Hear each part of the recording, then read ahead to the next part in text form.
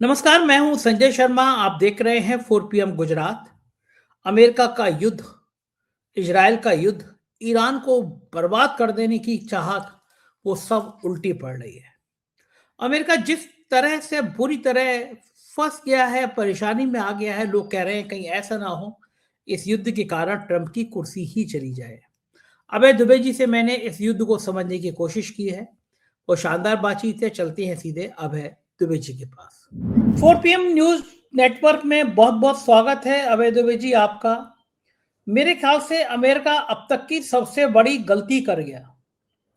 उसे उम्मीद ही नहीं थी कि ईरान इतनी मजबूती के साथ खड़ा हो जाएगा और पलट के ऐसा हमला कर देगा कि अमेरिका और इजराइल के नानी याद आ जाएगी।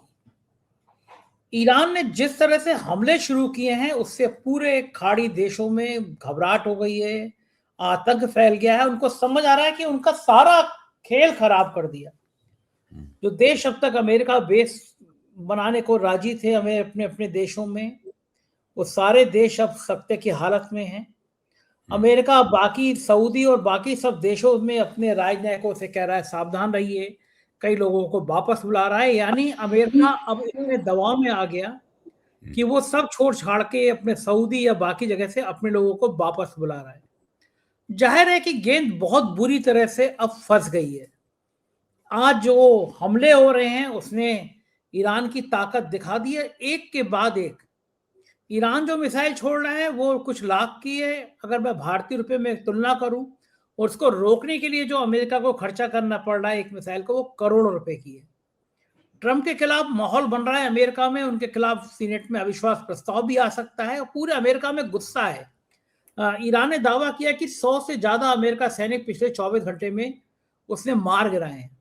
और भारत से लौट रहा था ईरानी युद्धपोत, तो गलती से शायद अमेरिका को लग रहा हो गलती कर दी, श्रीलंका के पास उस पर हमला हो गया। भारत से लौट के जा रहा था, 80 सैनिकों की मौत हो गई है। पूरी दुनिया में इस बात की नाराजगी है कि जिस तरह ईरान में खामेनेई की हत्या की गई और खास तौर से जो स्कूली बच्चियों के ऊपर हमला किया गया, 160 स्कूली बच्ची मारी गई, छोटे छोटे बच्चे थे वो मारे गए। लोगों ने कहा कि ट्रंप उस वहशीपने पर उतर आए हैं जो देश अपने मुल्क में अपनी सरजमी पर छोटी छोटी बच्चियों का यौन शोषण करवा रहा है एप्स्टीन फाइल के जरिए। तो उनको, उन बच्चियों का दर्द क्या होगा। पूरी दुनिया में अमेरिका के खिलाफ जो माहौल बन रहा है, जो वातावरण बन रहा है, वो कभी इससे पहले बना नहीं था। इस युद्ध के बारे में आपको क्या लगता है? युद्ध बढ़ेगा? दुबई के अंदर कल रात को देर रात जिस तरह यूएस कंसल्ट पे हमला किया गया, बहुत इंपॉर्टेंट जगह है। मैं वहां गया हूं। वहां पे एक बहुत बड़े मेरे मित्र हैं, उनके भाई की दुकान थी और मैं उस पर गया। आसिफ भाई हैं, बहुत बड़ा सूट बहुत अच्छा सिलते हैं। उन्होंने मेरा भी सूट सिला था, मैंने फेसबुक पे डाला था। मीना बाजार में, मीना बाजार के लगभग पीछे यूएस का ये दफ्तर था। वहां पे रात में भयंकर हमला किया गया। उसका वीडियो मैंने ट्वीट किया, एक्स में लिखकर शेयर किया। दुबई के अंदर इस तरह हमला, यानी दुबई जो दुनिया का सबसे सुरक्षित देश माना जाता था, भारत के लोग निवेश कर रहे थे। और उससे भी ज्यादा खतरनाक बात यह है कि जो भारतीय जनता पार्टी के भक्त हैं, एक कवि कवित्री जी हैं, उन्होंने मुझे ब्लॉक कर रखा है। वो कविता पढ़ रही थी कि जो दुबई में जा रहे थे, भारत ही सुरक्षित है, भारत आना चाहिए। निशिकांत दुबे कह रहे हैं दुबई की मजाक उड़ा रहे हैं कि चंद गोले फट रहे हैं।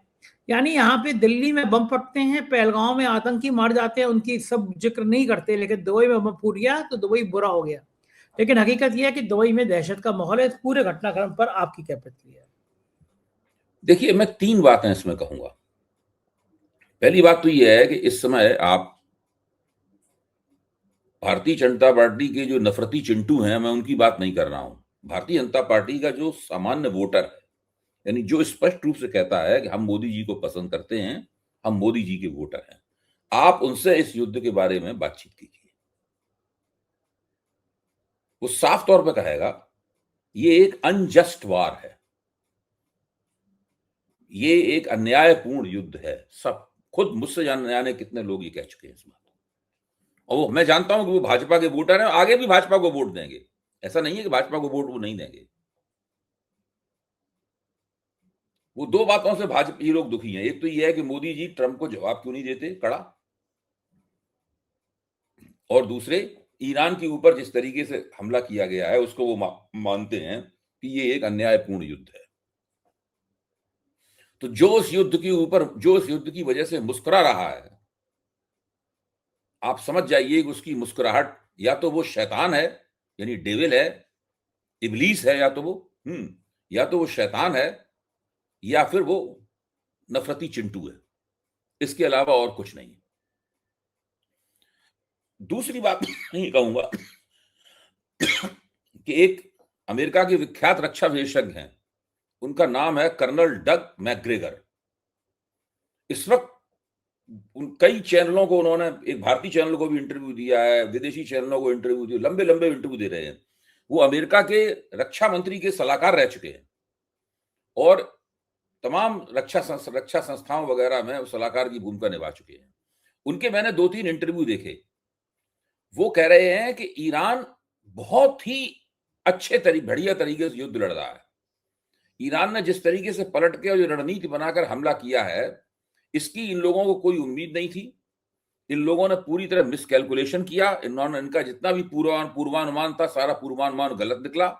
ये पूरी तरह मुगालते में थे और ईरान ने पूरे मध्य पूर्व में जितने भी अमेरिकी फौजी अड्डे थे, उन सभी फौजी अड्डों पर बड़ा ही सटीकता के साथ में अपनी मिसाइलें बरसाई हैं।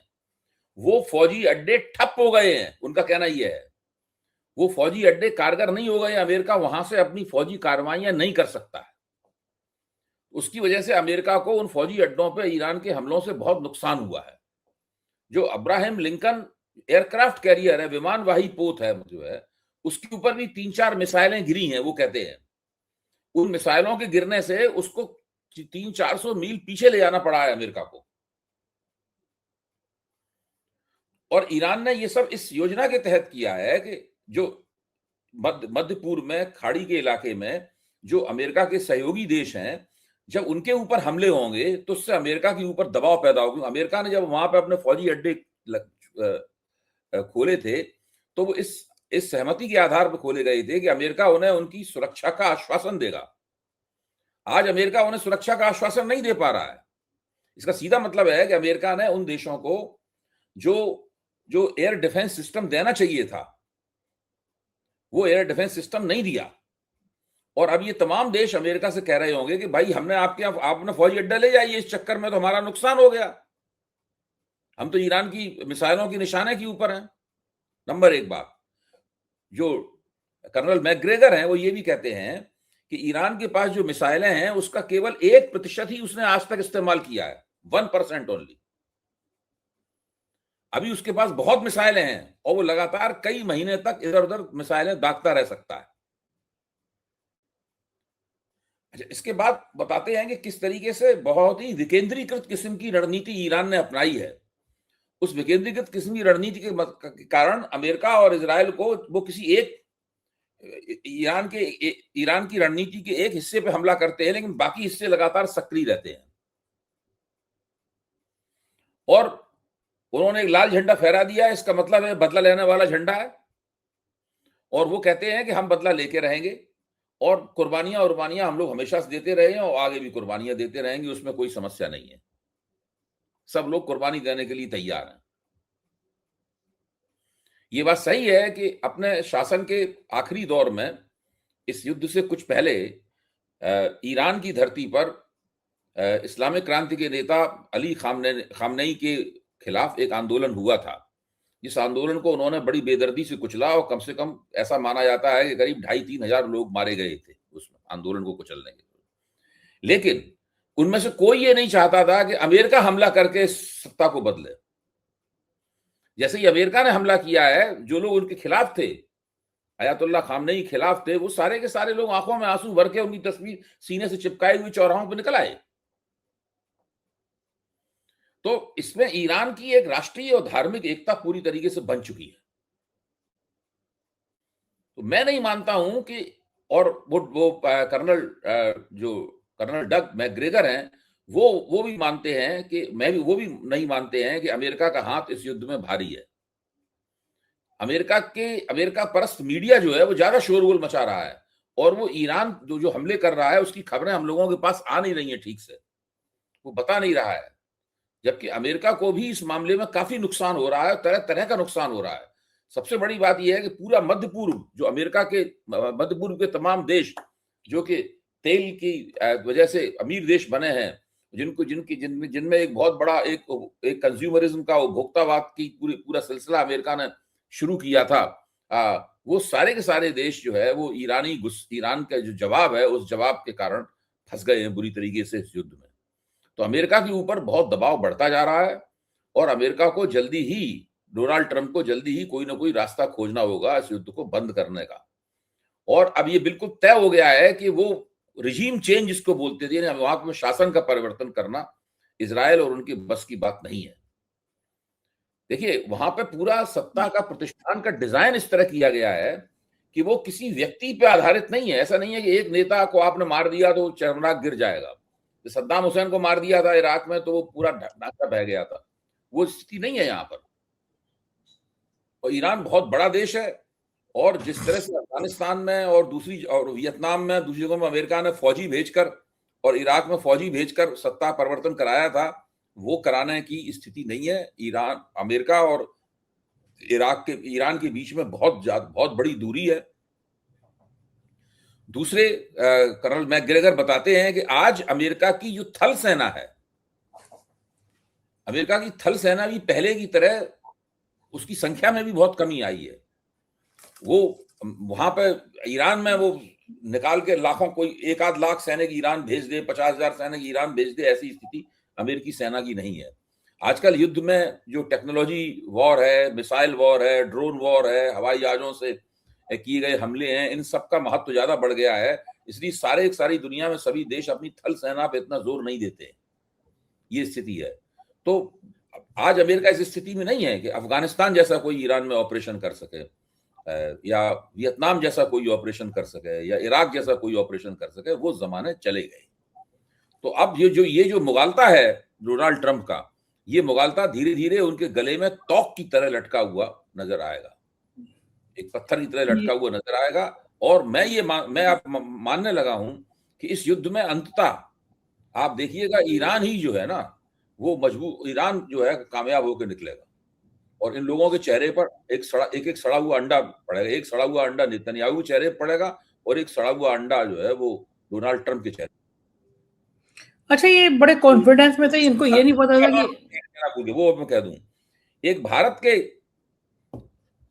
रक्षा विशेषज्ञ हैं जो बहुत मशहूर हैं, उनका नाम है लेफ्टिनेंट जनरल जीडी बख्शी, जो खुलकर नरेंद्र मोदी और भारतीय जनता पार्टी और उनके हिंदुत्व के आंदोलन की तरफदारी करते रहे हैं कई साल से।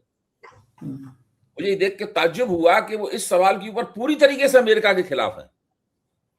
और वो ये तमाम तथ्य जो कर्नल डग मैकग्रेगर रख रहे हैं, उसी तरह के तथ्यों को वो भारतीय चैनलों पर और सोशल मीडिया के चैनलों पर रख रहे हैं। जीडी बख्शी, उनका तो कहना यह है कि ईरान डोनाल्ड ट्रंप को छठी का दूध याद दिला देगा, ईरान ही जीतेगा, ये लोग नहीं जीतेंगे, इनका वक्त खराब है इनका, ये कह रहे हैं जनरल जीडी बख्शी।